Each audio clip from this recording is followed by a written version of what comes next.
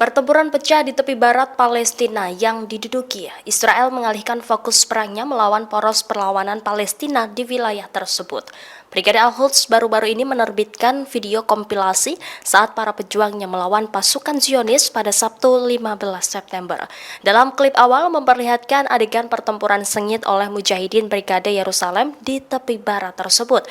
Pejuang menargetkan jeep militer dengan alat peledak hingga bentrok dari jarak nol dengan pasukan infanteri Zionis yang berjalan kaki. Selain itu juga menargetkan kendaraan militer dan bulldozer militer menggunakan peluru dan alat peledak.